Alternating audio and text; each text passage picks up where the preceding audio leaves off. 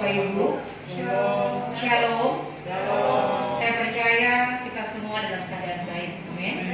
Kita semua dalam keadaan yang sehat karena Tuhan selalu memberikan kita kekuatan. Dan satu hal saat hari ini Tuhan memberikan kesempatan yang sama buat kita untuk kita memuji dan memuliakan nama Tuhan. Haleluya. Mari kita tundukkan kepala dan kita berdoa. Tuhan Yesus, kami bersyukur buat hari ini. Kami bersyukur buat setiap kesempatan demi kesempatan yang Kau berikan kepada kami. Sebab itu Tuhan, kami mengambil kesempatan itu untuk kami lebih dekat kepadamu.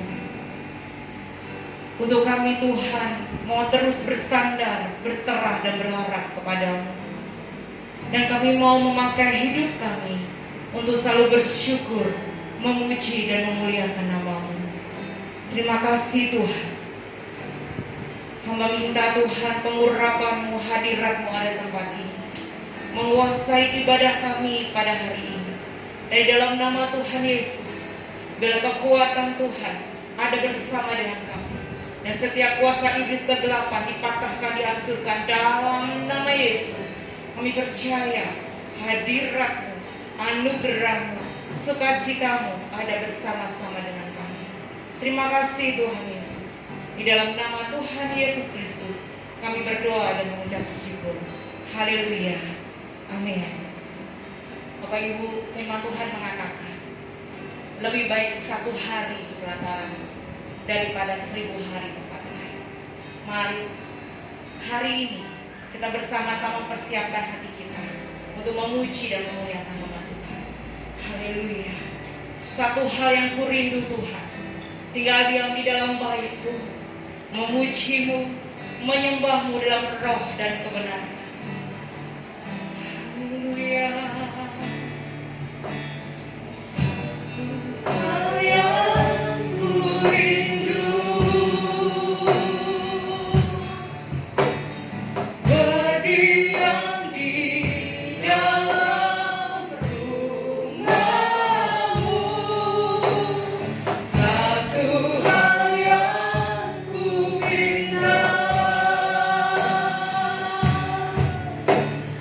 menikmati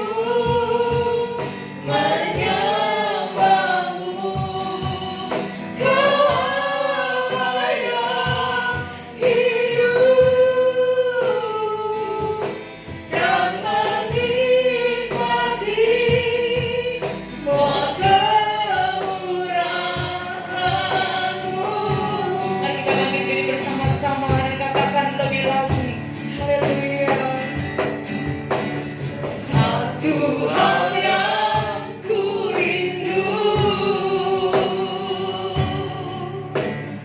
berdiam di dalam rumahmu. Satu hal yang ku minta, menikmati baik-Mu Tuhan. Lebih baik satu hari di pelataran-Mu daripada 1000 hari, daripada yang 1000 hari di tempat lain. Kami memuji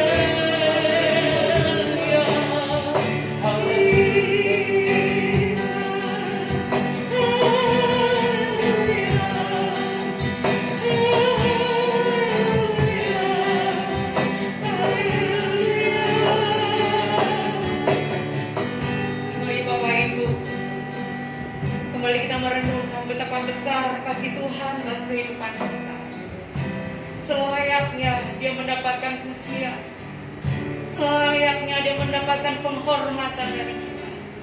Sebab dia Allah yang tidak pernah meninggalkan kita. Apapun kesibukan kita, mari kita tetap dekat kepada Tuhan. Mari kita akan bangkit berdiri bersama-sama. Dan bersama-sama dengan saya, Bapak Ibu boleh mengangkat tangan berkata bersama-sama dengan saya. Haleluya. Lebih baik satu hari di pelataran-Mu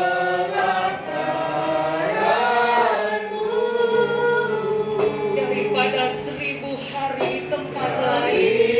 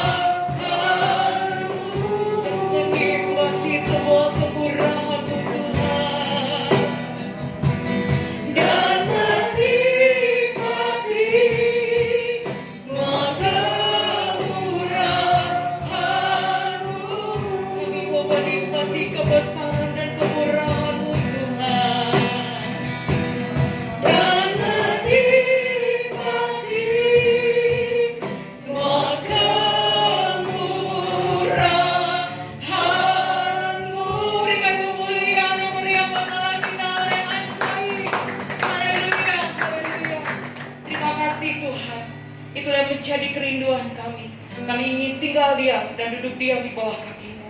Karena kami percaya ketika kami duduk diam di bawah kaki-Mu, hikmat-Mu, kebaikan-Mu, penyertaan-Mu sempurna atas hidup kami. Terima kasih Bapa. Haleluya. Amin. Bapak Ibu, kita diberi kuasa untuk mengincap ular dan kaleng. Amin. Kita diberi kuasa untuk menaklukkan setiap kuasa-kuasa kegelapan. Karena di dalam diri kita kuasa Tuhan bersama dengan kita. Amin. Haleluya. Ku diberi kuasa dari Raja mulia. Haleluya. Ku diberi kuasa dari Raja mulia.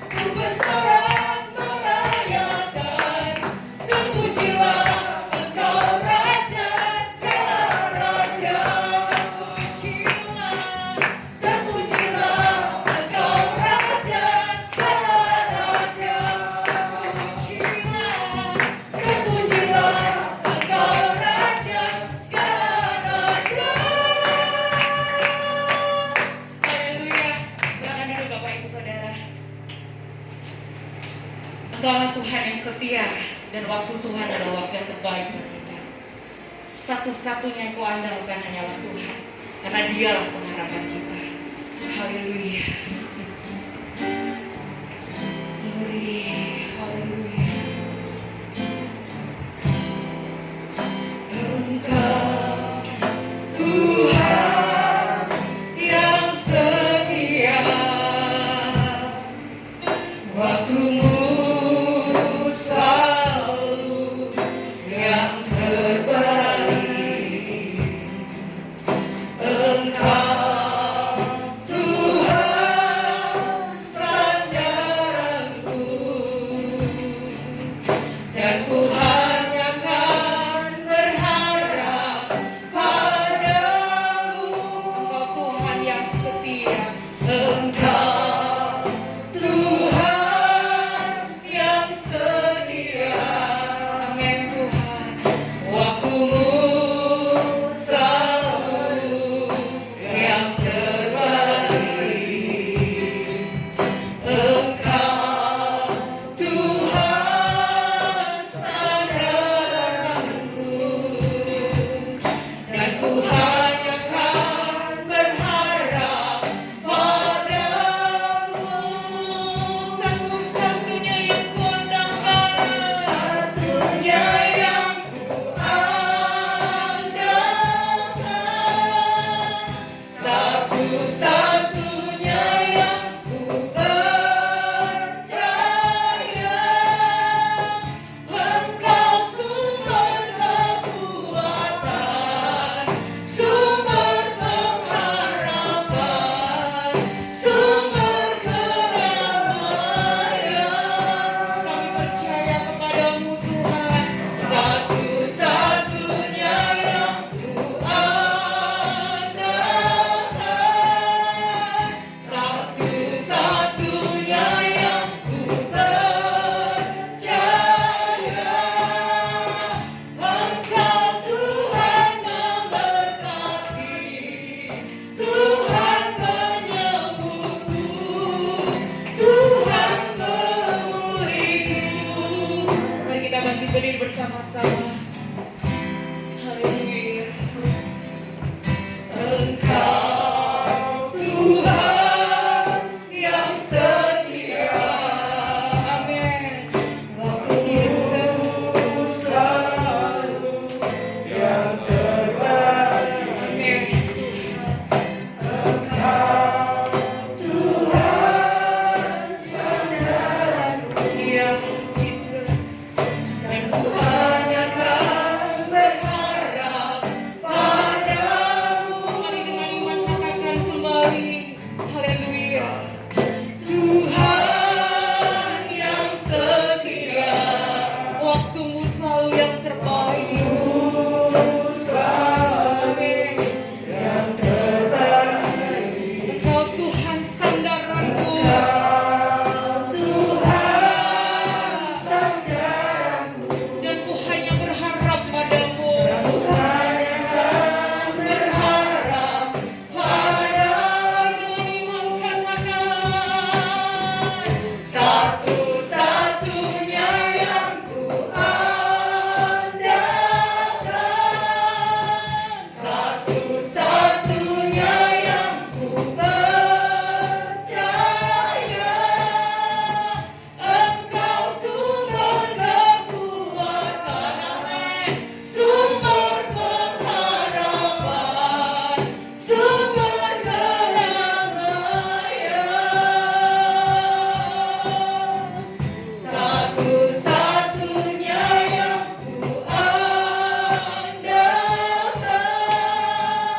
satu-satunya yang ku percaya.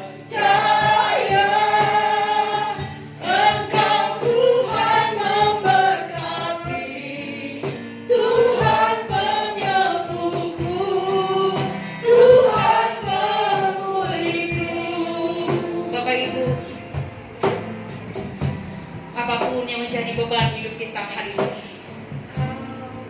kita mau percaya bahwa Tuhan Yesuslah satu-satunya jalan di mana kita berharap, di mana kita berdoa dan meminta kepadanya. Sebab Tuhan sumber pengharapan, sumber kedamaian, dan sumber kekuatan. Mari jemaat Tuhan, pujikan pujian ini. Satu-satunya yang andalkan, satu-satunya yang ku percaya, Engkau sumber kekuatan, sumber pengharapan, sumber pengharapan, sumber kedamaian, satu-satunya yang ku andalkan. satu-satunya yang ku andalkan,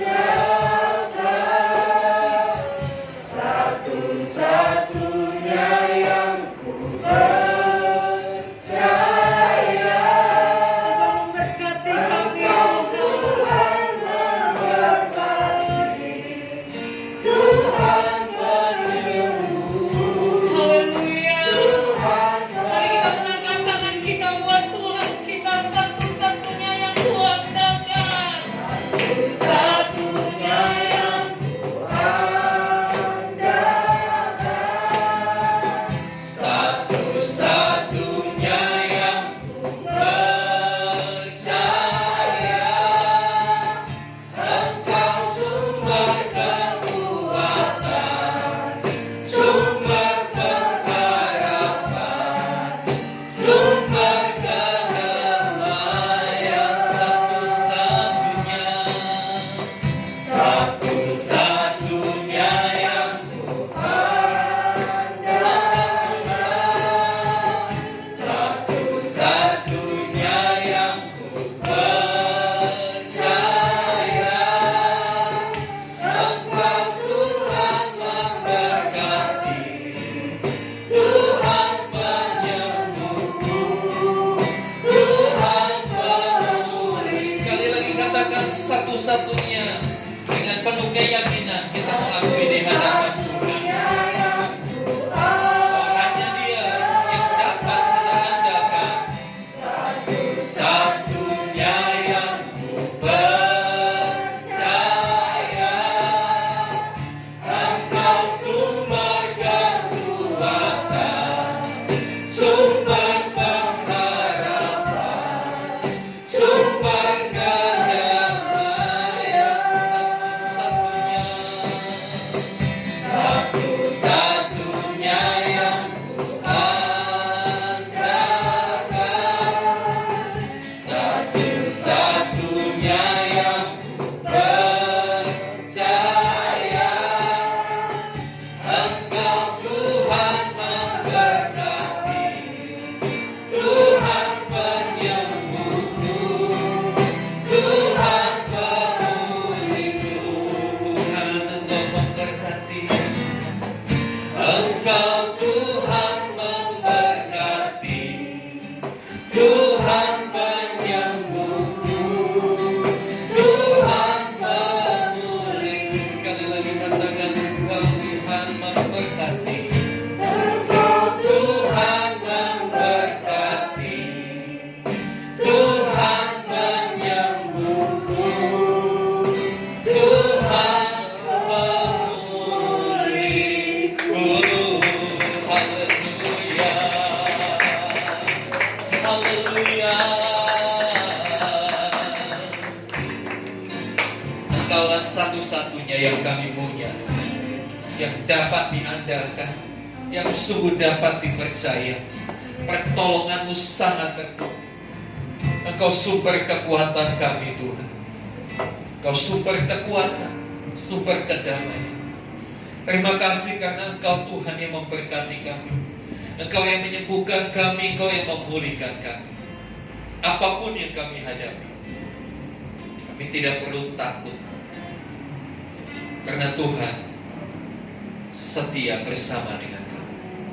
Terima kasih Tuhan. Sekarang berbicaralah melalui firman. Tegurlah apabila kami bersalah di hadapan. Kuatkan kami yang lemah. Bangkitkan semangat kami yang putus asa.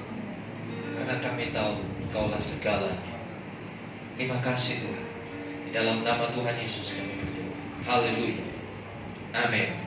Amin. Silakan duduk Bapak Ibu saudara yang dikasih Tuhan. Shalom. Puji Tuhan.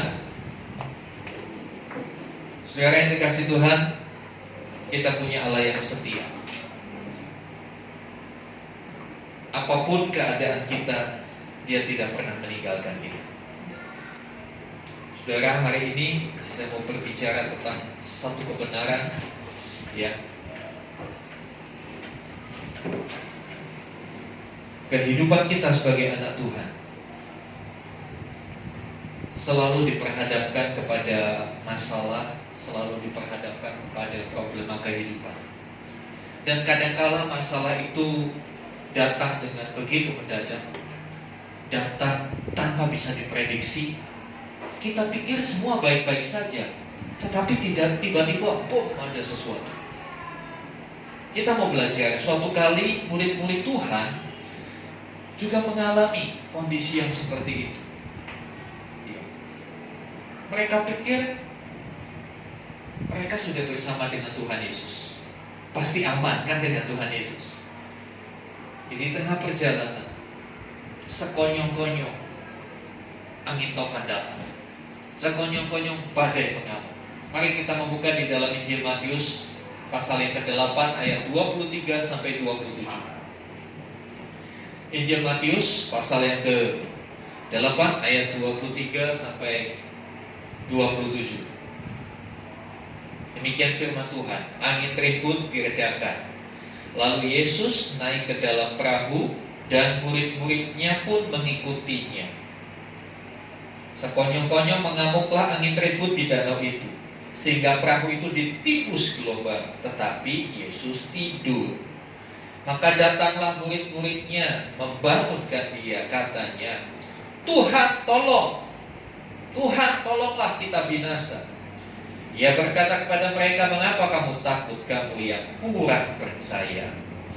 Lalu bangunlah Yesus menghardik angin dan danau itu. Maka danau itu menjadi teduh sekali. Dan heranlah orang-orang itu, katanya, orang apakah dia ini, sehingga angin dan danau pun taat kepadanya. Bapak Ibu Saudara, mungkin kita sudah biasa mendengar kisah ini. Tapi kalau kita tarik kisah ini ke dalam kehidupan nyata kita, sungguh kita bisa belajar begitu banyak hal. Ayat yang ke-23 di sana dikatakan, lalu Yesus naik ke dalam perahu dan murid-muridnya pun mengikuti dia. Yesus naik perahu, murid-muridnya mengikuti dia. Jadi sekarang murid-murid bersama-sama dengan Yesus di mana? Dalam sebuah perahu. Kita pikir sampai di sini oke, nggak ada masalah. Dan banyak orang berpikir demikian. Yang penting saya sudah percaya Yesus, saya sudah rajin beribadah, saya sudah kasih perpuluhan, saya bahkan melayani, semua akan oke, semua akan baik-baik saja. Apakah benar seperti itu, Bapak? Kita dikejutkan dengan ayat yang ke-24.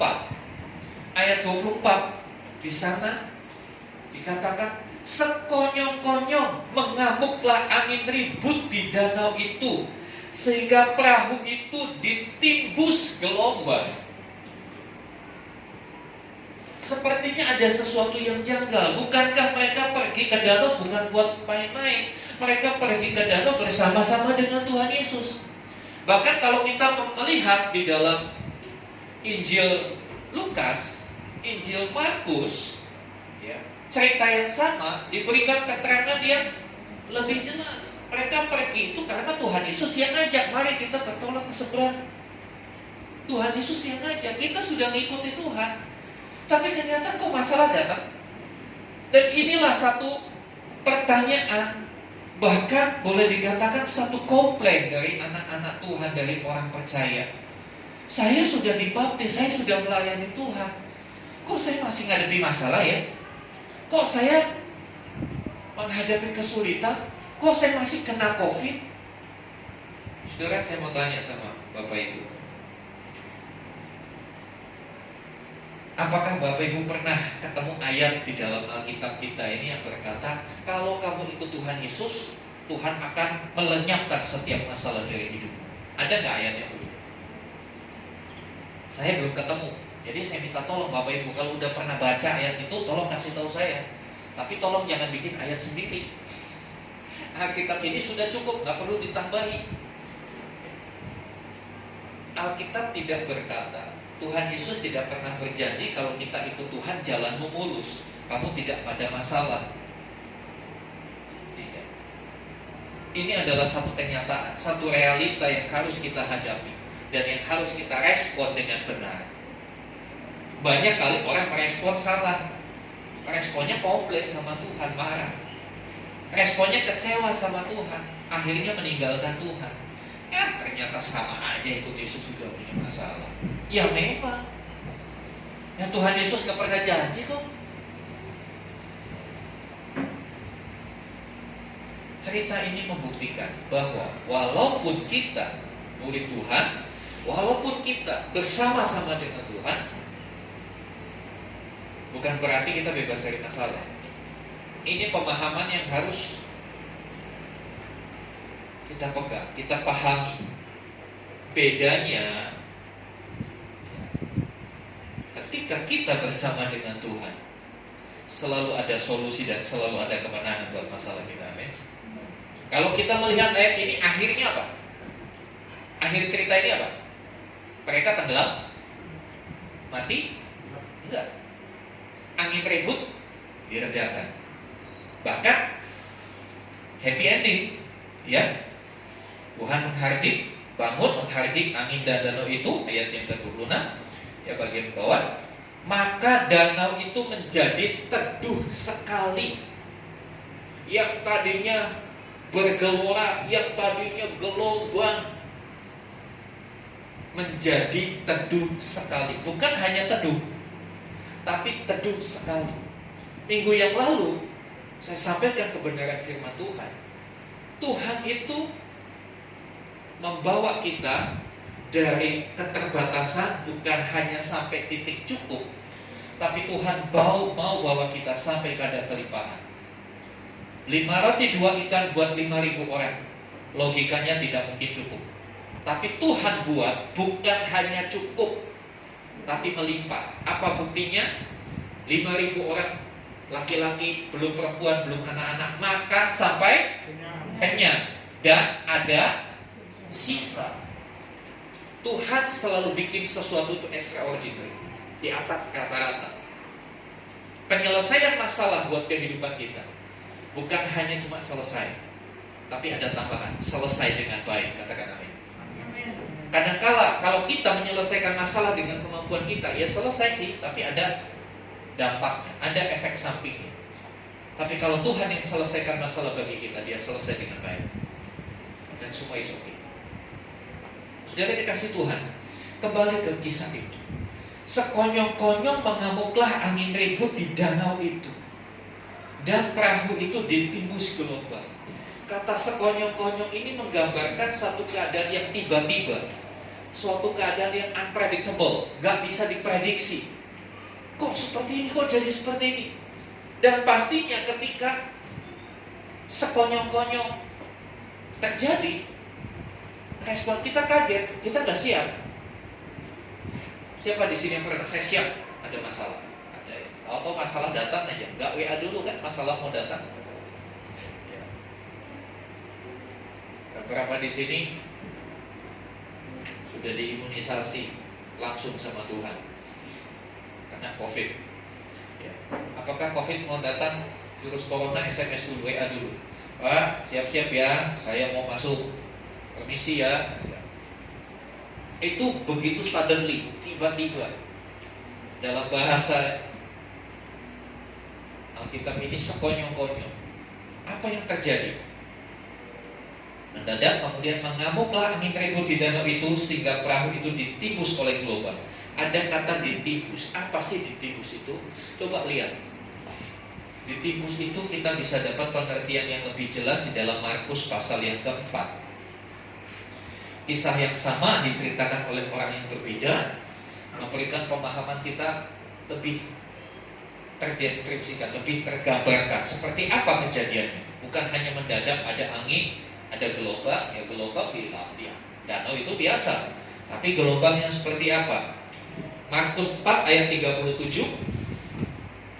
Lalu mengamuklah taufan yang sangat dahsyat, dan ombak menyembur masuk ke dalam perahu. Ini pengertian ditimbus. Ombak, gelombang menyembur masuk ke dalam perahu. Akibatnya apa? Akibatnya sehingga, kata sehingga ini menunjukkan akibat. Sehingga perahu itu mulai penuh dengan air. Sampai di sini sudah terbayang apa yang terjadi pada waktu itu? Kalau kita ada di situ panik nggak? Perahu harusnya kosong, nggak boleh ada air masuk.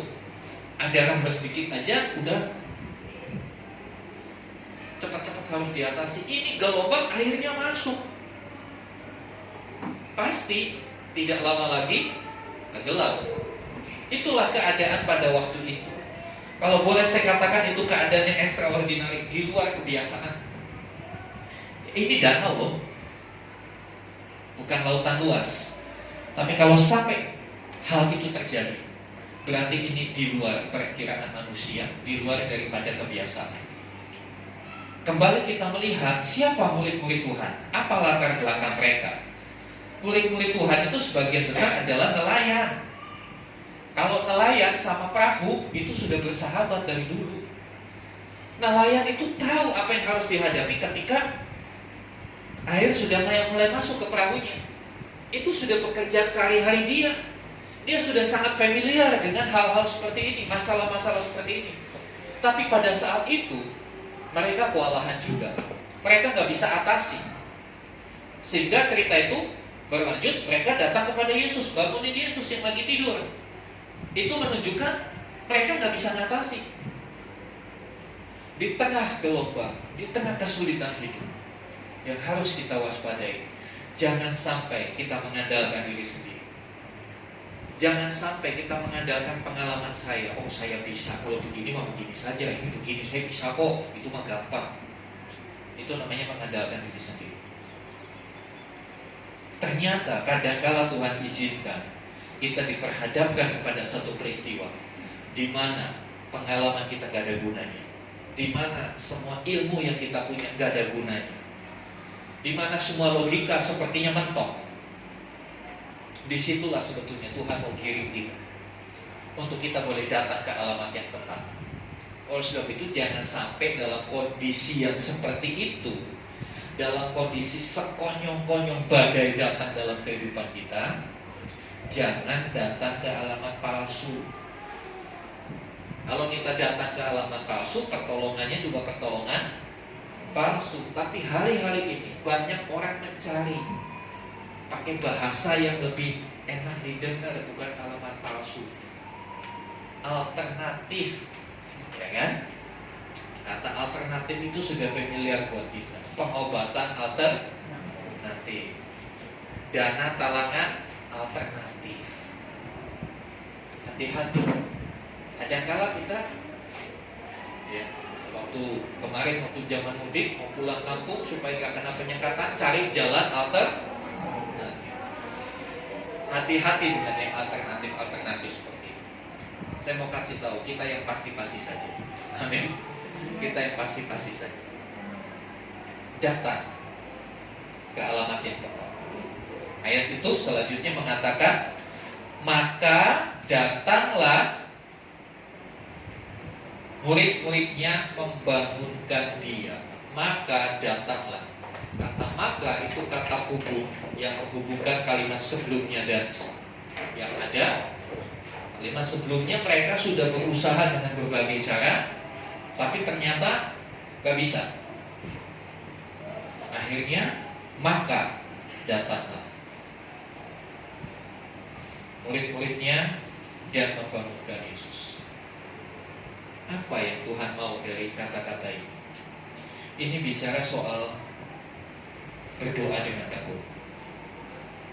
Ketika hidupmu ditimbus oleh gelombang, ketika hidupmu menghadapi angin tofan yang mengamuk, kesulitan datang bertubi-tubi, Ya kan, kalau gelombang kan gak cuma sekali, gelombang kan bertubi-tubi, ya kan? Coba kalau di laut, gak berapa lama, lagi. Mungkin masalah kita seperti gelombang, satu belum selesai, ada lagi pusing satu, ini lagi muncul. Ketika kita menghadapi seperti itu, jangan cari alternatif, tapi datang sama alamat yang tepat. Datang sama Yesus. Datangnya sama Yesus gimana? Bukan cari patung, lalu nyembah patung, bukan. Datang sama Yesus lewat doa kita. Lewat doa. Mazmur Daud berkata, curahkanlah isi hatimu, hai umat. Apa yang kita rasakan, apa yang kita pergumulkan, sampaikan pada Tuhan. Nanti lihat bagaimana Tuhan akan melakukan hal yang ajaib buat kita. Dan saya percaya solusi yang dari Tuhan itu yang paling tepat. Solusi yang dari Tuhan itu tidak pernah salah. Kalau kita cari alamat palsu, pertolongannya palsu. Tapi kalau kita datang sama Tuhan, pasti sesuatu yang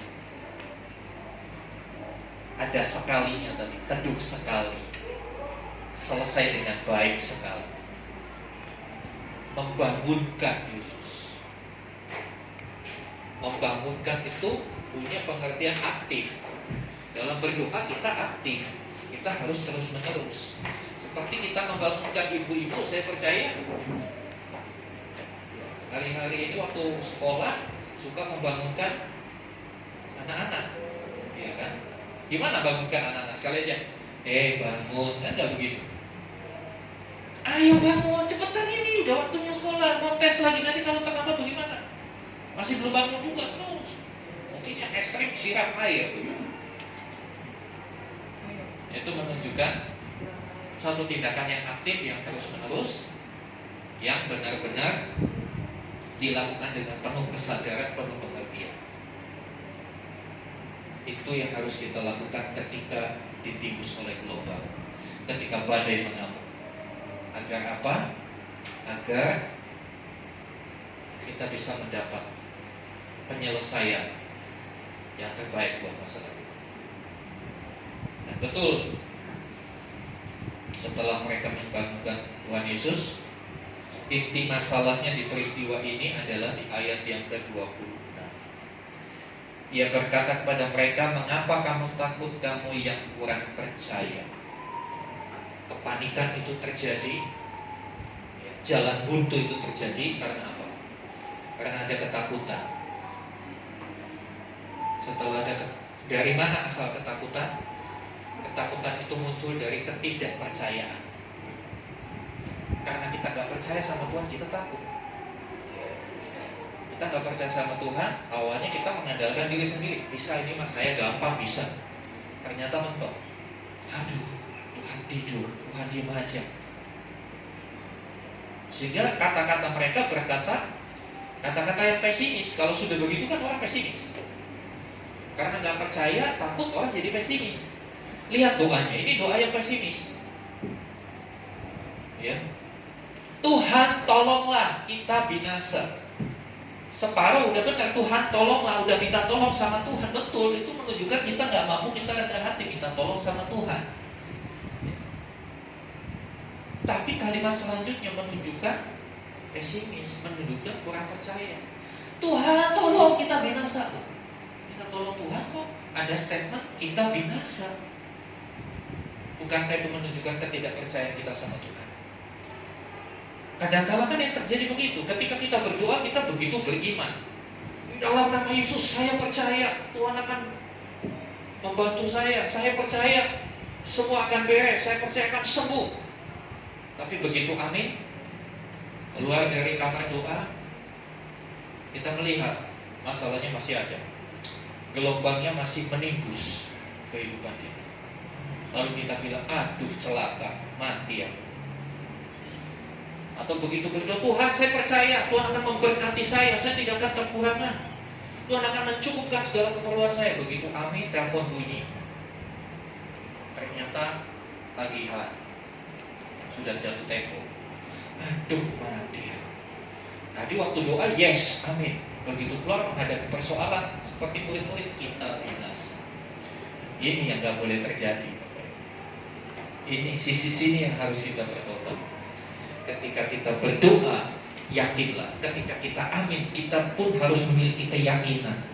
Walaupun kita masih diperhadapkan kepada masalah yang sama, gelombang yang sama, badai yang sama, kita tetap percaya, tetap tenang. Ketika mungkin begitu amin datang tagihan seperti itu, serahkan lagi sama Tuhan. Tuhan, lihat, ini kewajiban saya, tapi saya tidak mau. Tolonglah saya, Tuhan. Gak perlu pakai kata-kata kita binasa, kan begitu. Kata-kata kita binasa itu menunjukkan kita gak percaya sama Tuhan. Jangan pernah mengatakan hal yang negatif tentang dirimu. Jangan pernah mengatakan, aduh sial aku, aduh mati dah aku. Itu kata-kata negatif. Buang itu. Tapi mari gantikan dengan kata-kata iman. Kata-kata berpengharapan kepada Tuhan. Saya percaya Tuhan, pada waktumu saya akan selesaikan ini. Tolong saya untuk melakukan bagian saya. Tolong saya untuk melakukan yang benar.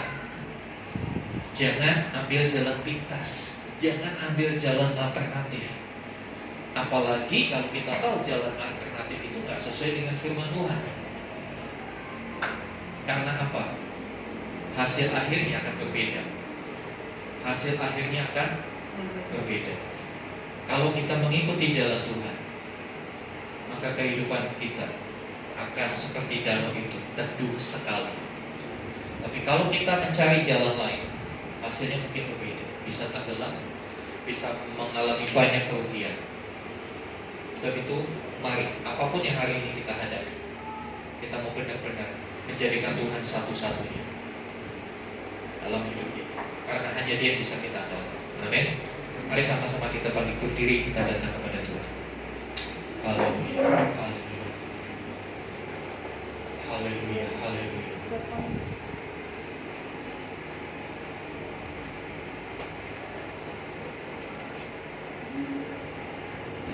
Apa yang sedang kita hadapi hari-hari ini, Bapak Ibu? Mungkin ada badai, mungkin ada gelombang yang tidak pernah berhenti. Mari kita tetap percaya dengan kita bertekun dalam Tuhan dan menjadikan Tuhan satu-satu. Kita kembali mau katakan, Tuhan, Kau yang setia. Biar ini menjadi satu pengakuan iman kita di hadapan Tuhan. Oh, Dia Allah yang setia. Mungkin saudara kita, kawan kita meninggalkan kita ketika kita menghadapi kesulitan. Tapi ingatlah, Tuhan selalu setia. Jadikan Tuhan sandaran kita. Jangan pernah bersandar kepada batang kayu yang lama. Jangan pernah bersandar kepada manusia, tapi bersandar kepada Tuhan. Haleluya.